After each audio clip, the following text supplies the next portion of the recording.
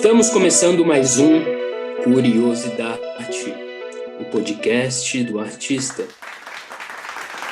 Olá, sou Luiz Fortes e hoje vamos apresentar um dos temas mais específicos, mais especiais do século: o teatro de Arthur.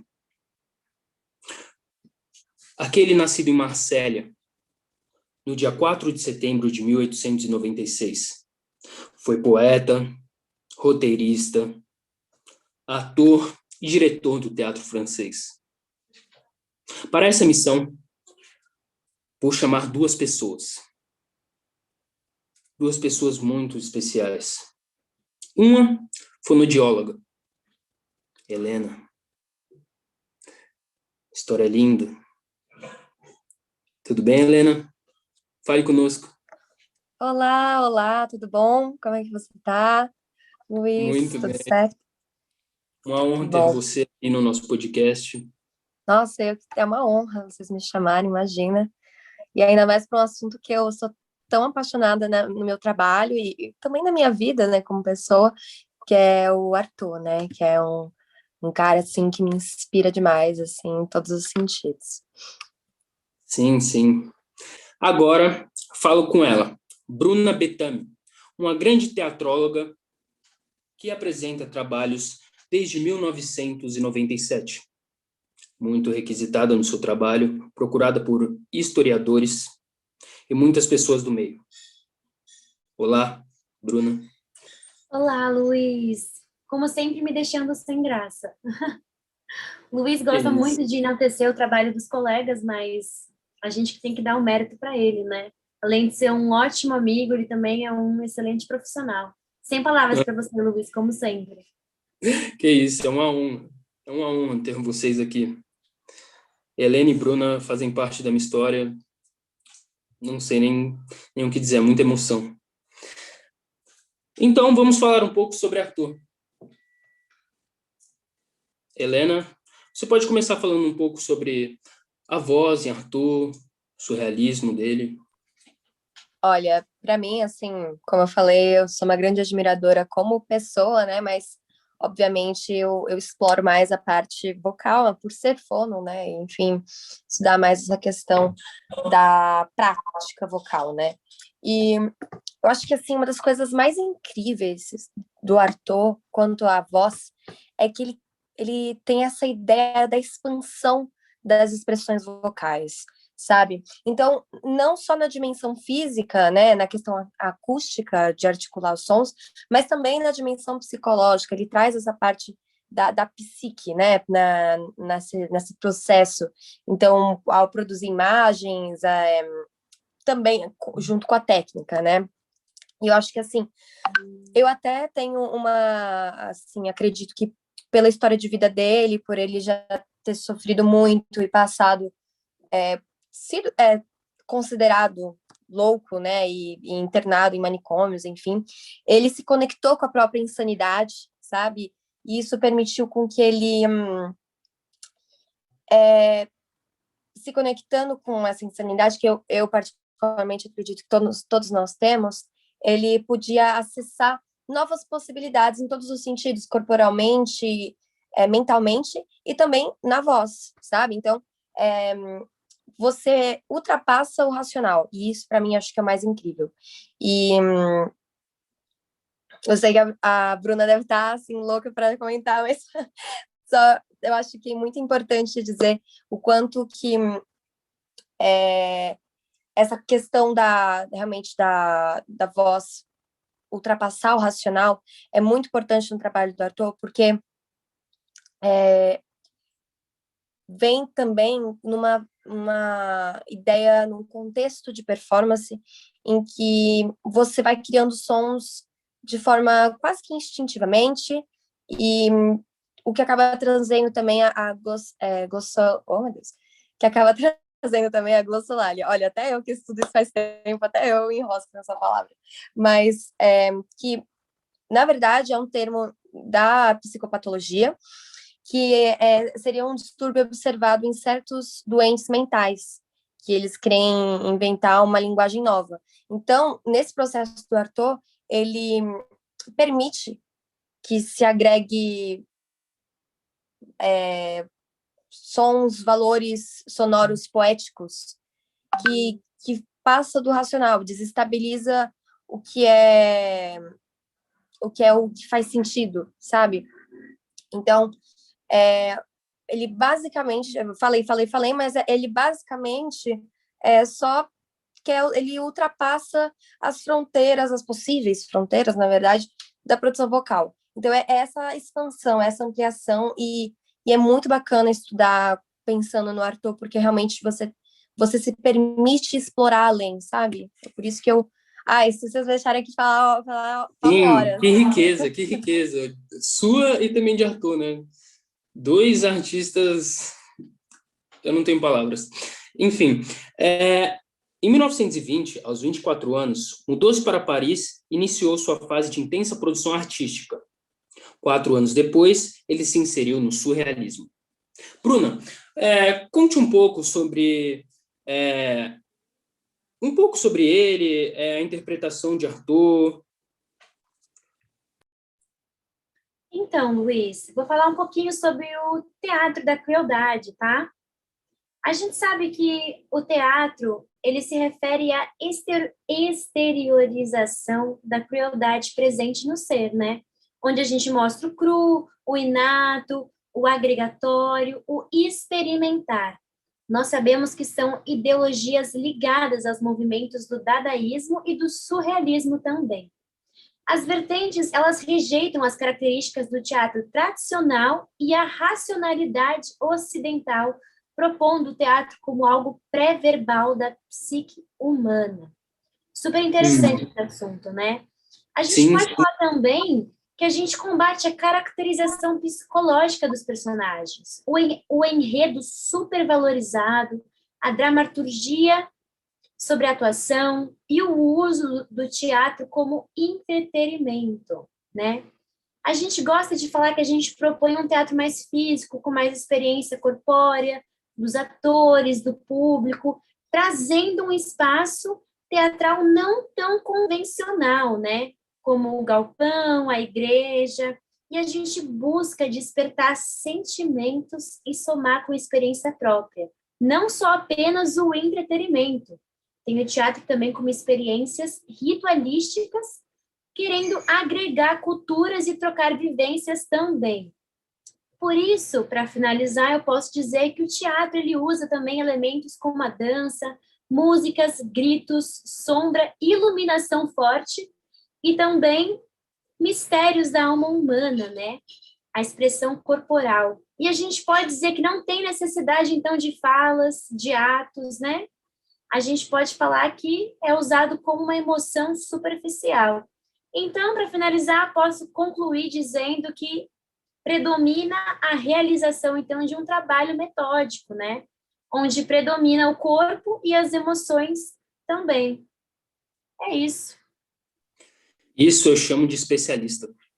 Não é qualquer pessoa que fala assim, com tanta propriedade. Enfim. Obrigada, Luiz, é uma honra. Uma honra. Agora vamos para a terceira parte do programa. Fique agora com um pouco de música e já voltamos.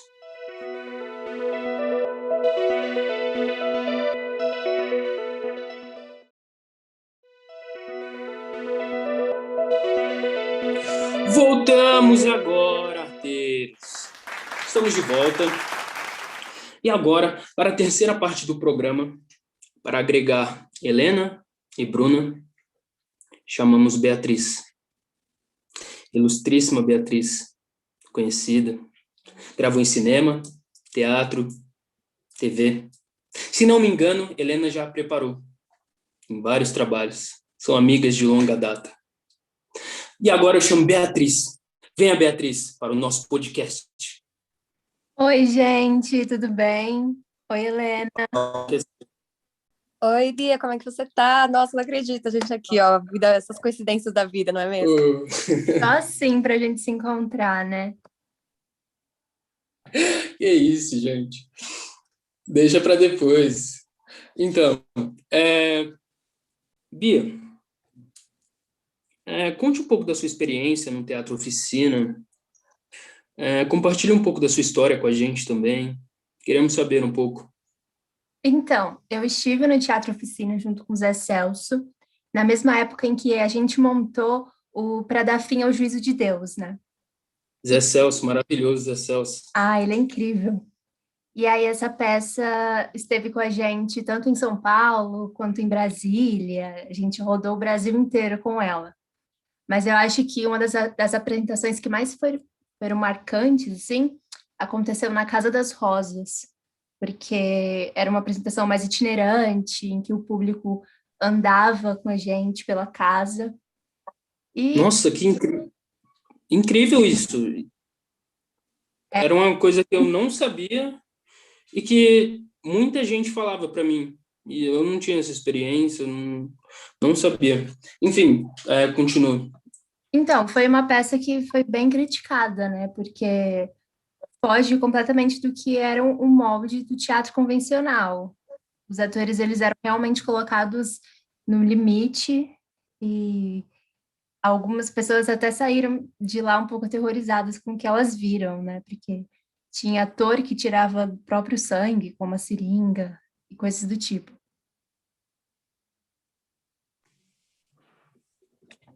Eu fico... A emoção lembrar do teatro de antigamente. Eu tenho saudade de quando o Sim, teatro era feito assim. e essa peça foi bem importante na vida do Arthur, porque ela veio quando ele tinha acabado de sair do hospital psiquiátrico, e aí nesse período alguns artistas se encontravam para gravar umas espécies de peças radiofônicas, como se fosse uma telenovela não, radionovela, né? Radionovela que se passa no rádio. E, e esse episódio, né, que seria com essa peça do Arthur, ela não chegou aí ao ar, né? E aí, como não foi ao ar, ele acabou por gravar a peça inteira sozinho. E aí, esse áudio dessa peça é muito conhecido, tanto que é o que dá vida às montagens que vêm posteriormente. Tanto que se você procurar no Google, você vai conseguir achar o Arthur falando a peça. E nessas gravações, o mais curioso era que era para ser um texto com outras pessoas, né? Então, ele sozinho grava os questionamentos dele e ele mesmo responde tudo o que é questionado. E aí, na peça que a gente fazia, a gente falava muito, né, sobre esse juízo divino, ou não divino, né? Essa força que ninguém vê, mas que atua em nossos corpos todos os dias. Arthur foi internado e passou por vários tratamentos de choque. Logo depois, conseguiu fazer um profundo mergulho em entregas de experiências que o ajudaram a ver a arte como resistência. É uma coisa que precisamos muito hoje. Ver o teatro como resistência. Agora, a melhor parte do programa. Está no final, mas não menos importante. A neta, eu falo a neta, da grandiosíssima Meredith Monk. Olá, olá, Brasil. Olá, Luiz. Queria pedir desculpas. Meu português não é tão bom, mas... Não, conseguimos entender super bem. Que isso. Ok. Estou muito feliz de terem me convidado. My grandma, minha avó, ela é uma mulher incrível. Muito legal. Você pode comentar um pouco da história com ela, das experiências com ela, do trabalho dela também, você que estava mais próxima. Gostaríamos muito de saber. Também acredito que muitos atores aí que estão escutando agora a gente no podcast têm vontade de conhecer essa mulher de perto. Esse privilégio é para poucos. Yeah. A Meredith, ela é uma compositora, performer, diretora, vocalista, cineasta, coreógrafa, desde os anos 60. Ela é uma mulher muito forte, muito criativa. Sim, sim, yes. Meredith é uma grande mulher. Ela tocava alguma música para você quando pequena? Algo assim? Yeah. Ela continua tocando e cantando muitas músicas para mim, mas a minha favorita, eu posso pôr aqui? Sim, sim, claro. Produção.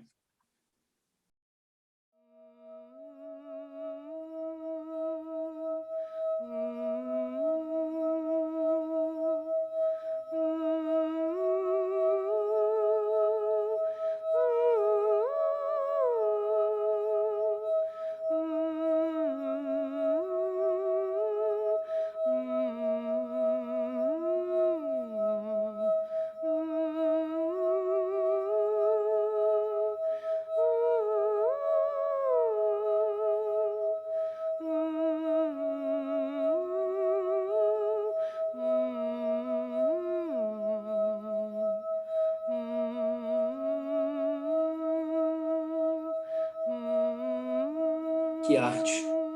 Que música maravilhosa de Meredith Monk. Podemos ver aí muita arte de Arthur. Conseguimos ver a desconstrução, outros estilos de utilizar a voz, o canto, e por aí vai.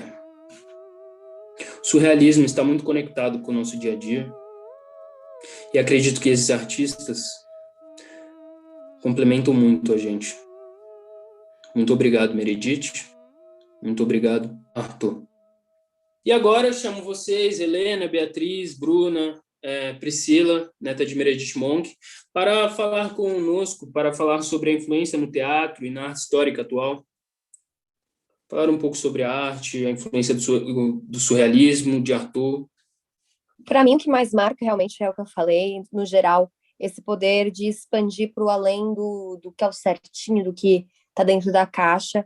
Eu sei que é meio, até, como eu posso dizer, clichê falar isso, né? Mas, de fato, quando você está experienciando, explorando ali com as técnicas, com o pensamento surrealista, você sente isso, você sente de fato saindo da caixa, sabe? Então, você não se sente preso aos padrões, nem mesmo padrões que seriam considerados, assim, poxa, legal, né? A gente seguir esses padrões, é o que foi definido, é o que é legal fazer, vai ter um resultado legal, mas exatamente esse poder do explorar que o surrealismo, acho que nos permite. Eu acho que eu Sim. tive a oportunidade de trabalhar no teatro oficina, né? Eu consigo ver praticamente não, na prática, o que é o trabalho do Arthur, né? Porque o teatro oficina é um grupo que realmente busca ali o Arthur, que está sempre estudando o que ele falava e colocando em prática. Então, é maravilhoso. Você chegou a conhecer o Teatro do Incêndio? Porque ambos eram sediados em São Paulo, né? Sim, eu não cheguei a realmente ver o que era, né? Conheço apenas de falarem e tal, mas não tenho propriedade para falar sobre. Sim, sim. Priscila, Bruna. Bom, eu acho que eu já falei bastante tudo que eu acredito, né, e acho, conforme a minha experiência também.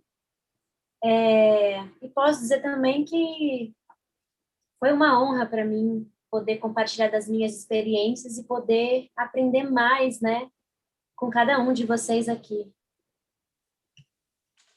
Muito obrigado, Bruna. Agradecemos. Helena também, agradecemos. Priscila. Muito obrigada novamente. Muito obrigado. Beatriz também. Obrigada, gente. Ficamos com mais um Curiosidade, podcast do artista.